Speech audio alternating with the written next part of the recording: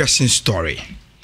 Na yebese yene yetiefo ne yahwefo eka the complete love story of Teye Partey and Arsenal. Na senka akonya wo ho a ene idea say wo ye listener enka mesre wo de unko Facebook da and share your program with that on Facebook and our Kings TV and any of our visual platforms are and the enka mesre wo ko ne kwahye.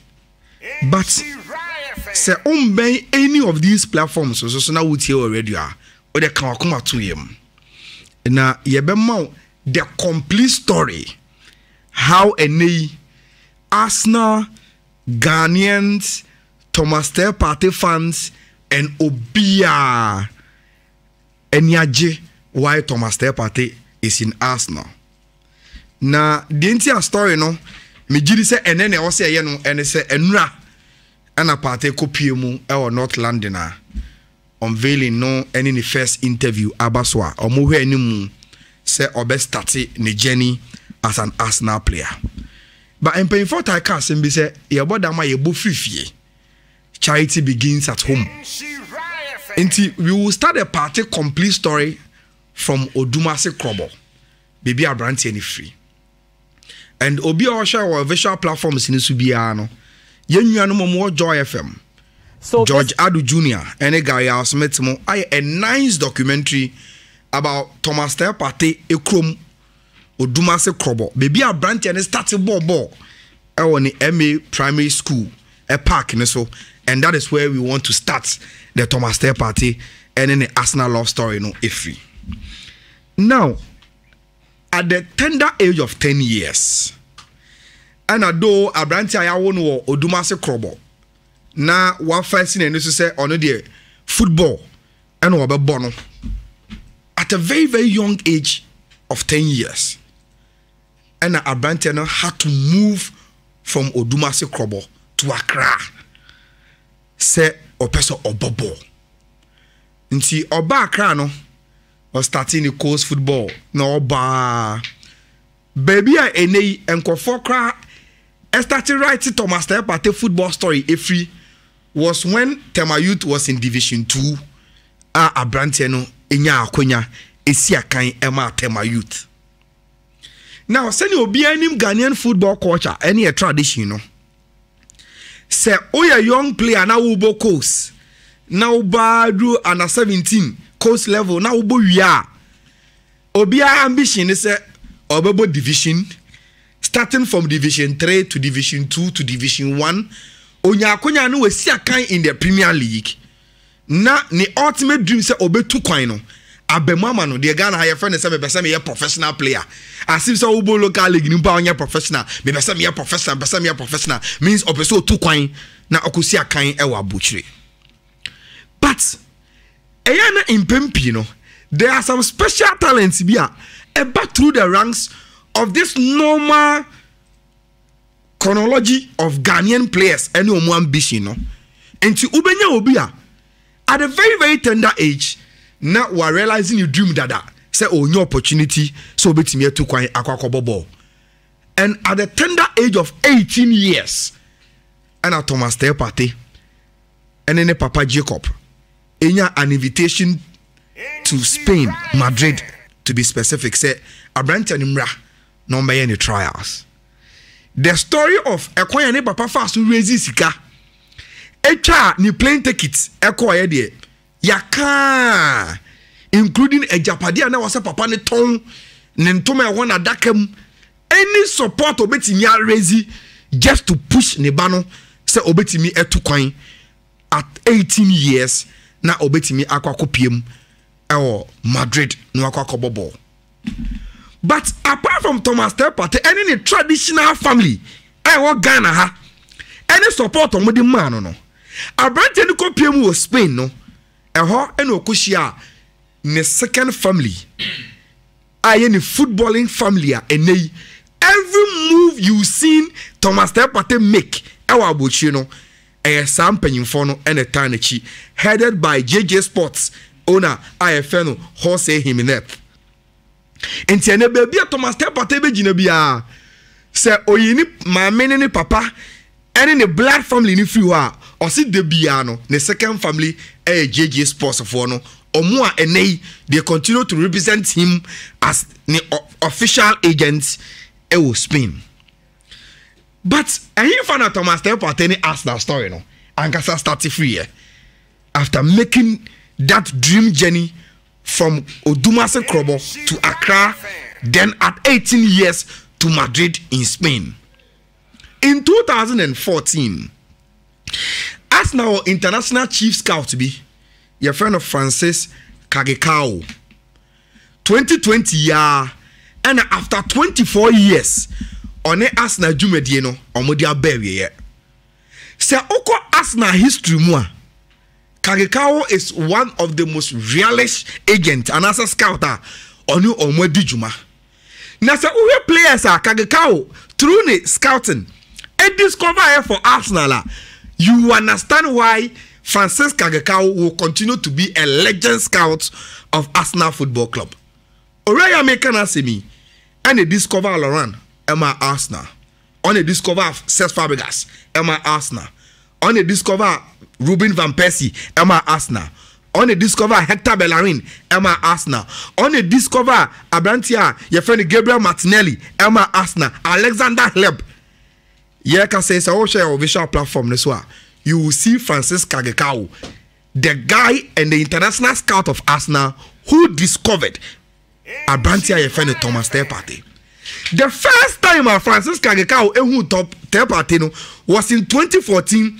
Abrana all bought on loan to team my friend Ameria. Or yeah, in a scouting report, I found who you know, and or presented those here no man. Ori friend Asevenga say, me who a Brantie be yeso figana. Bona Brantie ni bono. Then as a more offensive midfielder, me jinisa or the qualities are fit into war philosophy as Asevenga and Sakako find by Arsenal and ka ebitimi a boy. But because Thomas Teye Partey was young then, not the ambition of Arsene Wenger and the Arsenal team are not person of building no. Now on who say Abrante na swaba enough. Say on Boninti Arsene Wenger answer that Anthony Tianje Francis Kagekao ni dossier na wa trauma no. Now from 2014, baby Arsenal intensify omu desire to get Thomas Teye Partey to come and play for them happened in 2018 when Arsenal offered the chief scout of Borussia Dortmund or friend Sven Mislintat eba say ombra no mebomo na de waye e Dortmund no omeboa na Arsenal entimi nye de omaye ni bi no. Now when Sven buy no Kagekao saw say okay, then this time around when you will be on in adwene in terms of scouting and say who potential who and obedi who juma ama Brantie naba so opusi strongly to Sven say unconvince Unai Emery na omunkofa Brantie for Thomas Teye Partey in 2018. Now so what share Unai Emery answer no baba Arsenal no teams are wa coaching nyina only two of them pe and then Spanish clubs Spartak Moscow and Paris Saint-Germain. Say who those teams in free war from Lusa Deportivo to Almeria to Valencia and Sevilla. All these clubs were clubs in the Spanish La Liga. And tonight, Unai Emery have a fair idea of Thomas Teye Partey in Spain because Washa Brantie na from Atletico Madrid B to Almeria to all the Spanish clubs are knowable. And tonight, Unai Emery catch that. So Miss Lentat and Francis Kagekao will say, oh, Brantie na mo kana say minimum no. I know say he's a very very good player or ye intelligent ne composure ya de bi e wosro minya na nka mepe na mudi ne ho nkomo no omo se ne boy esen.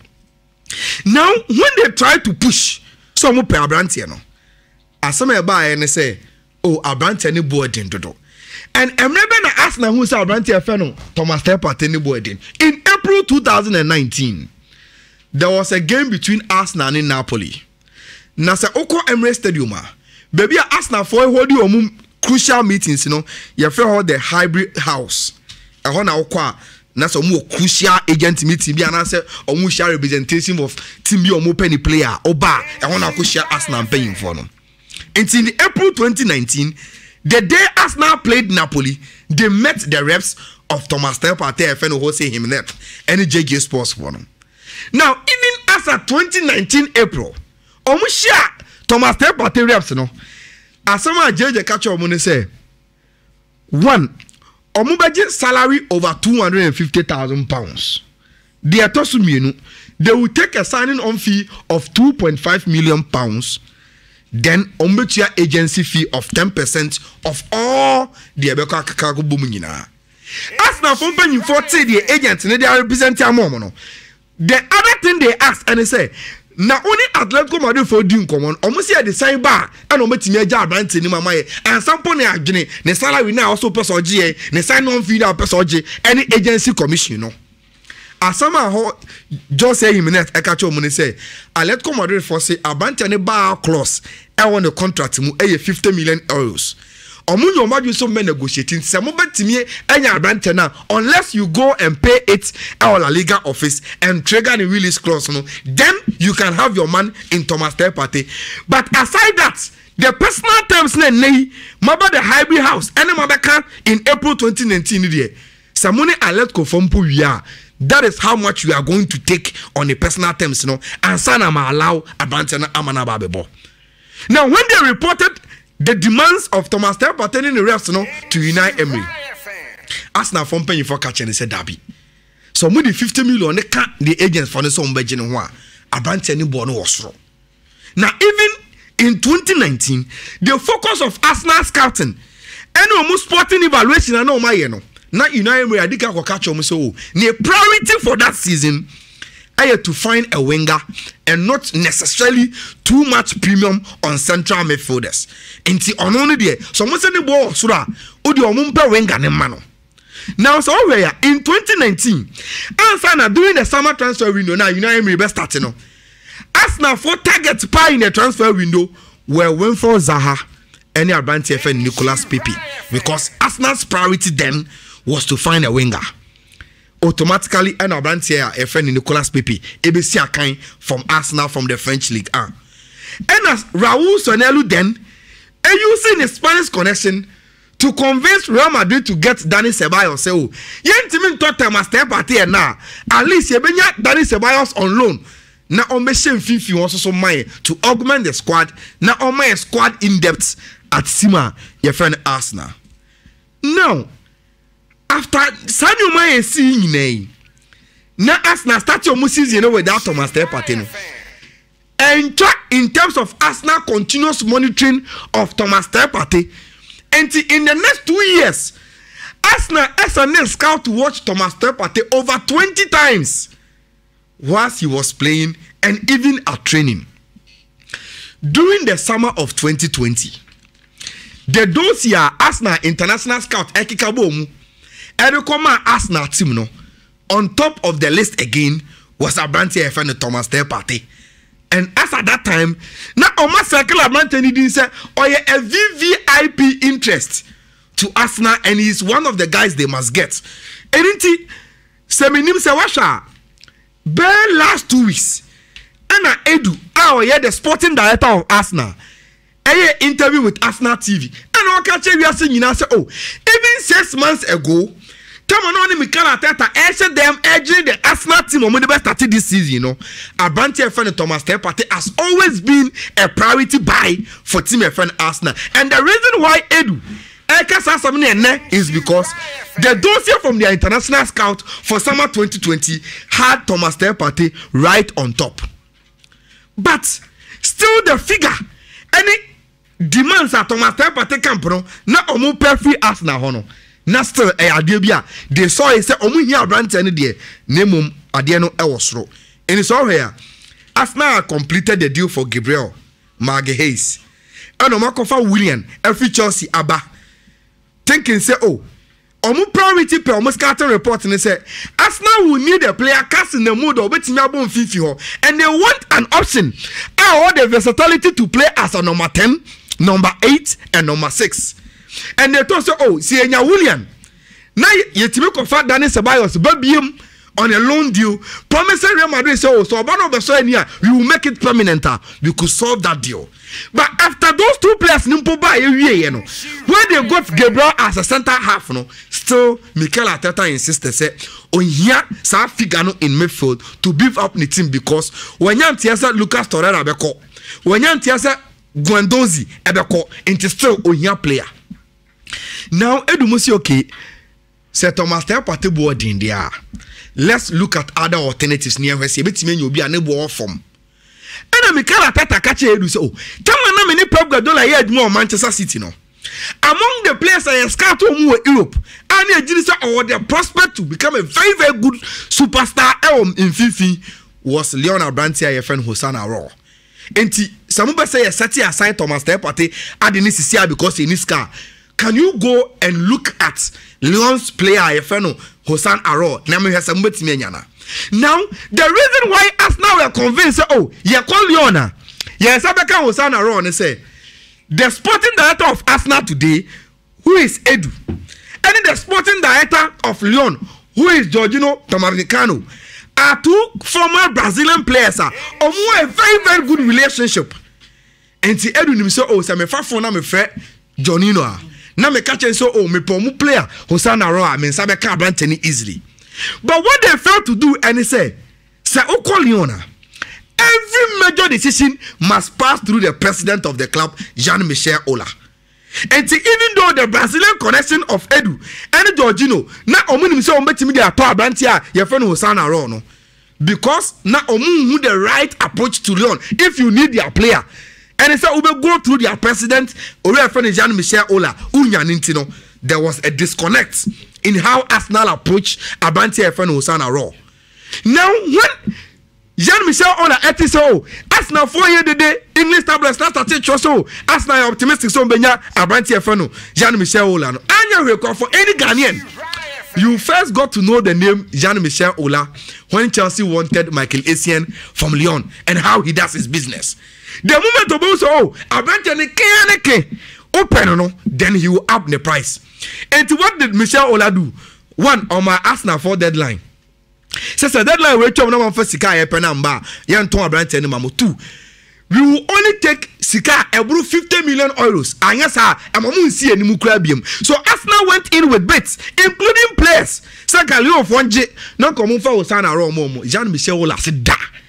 On ton Abrantia, your friend Hossan Aro and Momo. Now, Hossan Aro agent ko catch Abrantia and say, look, Bona Ubo Sisiano. We will need you to settle our Lyon because once you are Lyon or you can. You better Didier Deschamps squad or the European Championship 2021. The likeliest moment I wait Kobe is when you stay at Lyon and play. So number 2. Paris Saint-Germain and Real Madrid for asthma agent among minima bekasa say during 2021 you are part of a munko for mupomo and 2 pa empre who are Arsenal dey no in 2021 there's a prospect say potentially Paris Saint-Germain and Real Madrid at the bid beba na what me ako those 2 clubs no e ho na Hossan Aro say okay Arsenal for kwan ensure seriousness bia biem and what the agent na catch no etimi convincing ntenya dia okobiem. Now, during Mikel Arteta's time at Manchester City, one central midfielder the BMWA, na omu target to say omunya no bepe was Abranti FN Jorginho of Chelsea Football Club. And when Hossan Aro Edu no, anko no, Arsenal with Arteta and Edu turned attention to Chelsea Football Club and omu de official request call and say oh, now Jorginho no want some can et saying. Now when Arsenal pushing Chelsea no, what they realized and they say Chelsea were on the market looking for Abranti FN Declan Rice. And the only way Chelsea will be willing to sell Jorginho is when they get Declan Rice into their team. And the Abra Chelsea pussy na omanya Abranti FN Declan Rice no. And Arteta any Edu who say no. Say Chelsea enya Declan Rice dia e be ding. Say Chelsea beton Abranti FN Jorginho ama yen enti yenyi ani na yenko. Now Thomas Teye Partey boarding. And so still Mikel Arteta say or play or bet me about 10, 6 and 8. Yako aro anyeye using Jonino amfa. Yako Chelsea almost omanya Declan Rice into Monto Jorginho my. The only option we have is to turn back to the Thomas Teye Partey situation. So Arsenal had no other option, but because that line no air draw closer, no, they had to turn back to Abanti FN Thomas Teye Partey. Now, so your calculation on Thomas Teye Partey, the salary you every week. Any sika omu chairman as signing on fee, any agency fee, any sika omu chia to La Liga to trigger the bar closer. Okay, Kabuma. For the years Thomas Teye Partey signed the contract with Arsenal, no, Arsenal will be spending close to £100 million on Abanti. That is huge money in the estimation of Team FN Arsenal. Now, me the master move baby PJ.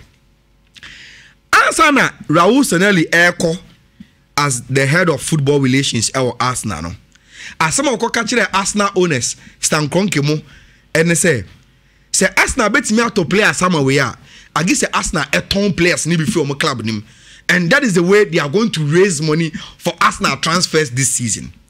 But during the summer, Socrates, Mustafi, Said Kolasinac, Guendouzi, Lucas Torreira, Mesut Ozil, players are not Arsenal. And them say likely say offers beba no ma jomu sika no mo dia fund your transfers nyina no sika no mo expecting number. The only player Arsenal could sell and get sika butini kakra was Abanti Efeno Emiliano Martinez omo goalkeeper na omo ton ma Aston Villa enya 20 million no. Until when Adomani Bomu came see a red deadline him Nelson so yensa Thomas Teye Partey no, they had to place a call to America to call Josh Kroenke. And then the Papa Stan Kroenke say, "Yewe sika na eda Arsenal confess ni mu na." And so for us to trigger the 50 million euros now, let's come Madrid for person omogeno. Nemo no Mikel Arteta say opa brantie no. Yenim say the way America for businessmen differ from the Gulf region. Be the same owners of the Manchester City, owners of Paris Saint-Germain say, Omuan kasa out of their generosity will fund their projects and almost sporting projects, you know. But Swasha Blazers, no, Stan Kroenke mo, they will tell you, say, Tim no Mababetono, they are running it as a business. Until they are no, and no spending, no more activities. But in the last 2 seasons, Stan Kroenke mu position in kakra change. And when you get close to Arsenal, almost say, ball the Europa League final against Chelsea. Chelsea show no. Omuti play one mobile from Baku, Azerbaijan. Na Josh Kroenke at playing him. And I catch you so. Me papa kasa. And no mabasa sa. Enti momo meninje. Omuduru ya and 2 weeks. And omoko to Abanti Efeno Nicolas Pepe. At the break Arsenal for. Yes, omujitum. So with Nicolas Pepe, they had to pay Sikana in installments. And then it was easy to fund Nicolas Pepe. But then well, Thomas Teye Partey, you have to make a single payment to trigger Neba clause, you know, and will stand. Even though Neba Josh Akachom so Papa stands in terms of funding Arsenal. But there's one thing, okay, this season, Liverpool share Arsenal. No? Maybe Akachom says the post-match press conference of Mikel Arteta when he was talking about Liverpool's quality. Say, person mumpa Van Dijk was the composer to throw a pass. Na Salah control our Kokoso. So the Liverpool team you see that is beating us. They are beating us because they've invested in quality. The message from Arteta to Arsenal penny for say, "Samu person mu Jimidi. Na mu Jimidi say metimi build a team to reach the project of Man City money Liverpool. You also have to invest in me." And that message got into Ore Afghanistan Koketrimuje. In the deadline day, when they place a call to America, now I'm afraid stand through Josh Nebano. Ne papa ne kacho mo se sika sign na mo be hia na mo de be so to go and trigger from La Liga and get Abanti FN Thomas Teye Partey and or Blagea or mo the bailout, sending them the money to top up for Abanti FN Thomas Teye Partey. And Arsenal believe in the player they've gotten. And as all the commentaries about him from ex-players, from the coach, from the technical team, from even the sporting director, and they say he has been on their radar, and it is true. It started as far back as 2014 from Francisca Gakao and the Arsenal and your man. Every Ghanaian is celebrating. And Adia Mama Hotoso and they say today, baby I'll be Fabiano. Thomas Teye Partey doesn't go without the Ghanaian flag. Intiene PJ so hear me me Arsenal fan. But on my phone is Thomas Teye Partey in Ghanaian flag colors. And I aiding him on my phone so because I feel say as a Ghanaian say nesia nya obia or see a flag no very high. Ne we see any agi ne transfer no ho a I was supposed to be who just those celebrations. And today, that is the full love story of a brand fellow Thomas Teye Partey and all that happened behind the scenes and the reason why today he's being celebrated by us now. League never started. There's a lot of expectations on him. So we are going to yes. This year, next year, next 2 years, next 5 years, next 10 years. And Paboni bet me the Atanachi. A corner in your conquetwa. But I'm likely to be this year. A corner in your conquetwa. Okay. Abrantie Ayala no Martin in Kano. A nice story. A nice story. Okay. It's an interesting one, catchy one, soul touching. The young said he beat me. No Adams. PJ. Fabi sauce in the Well, my man shot him free. Your has yeah videos no one your kotokoso de no. Sure. Ti na see you be situate ni me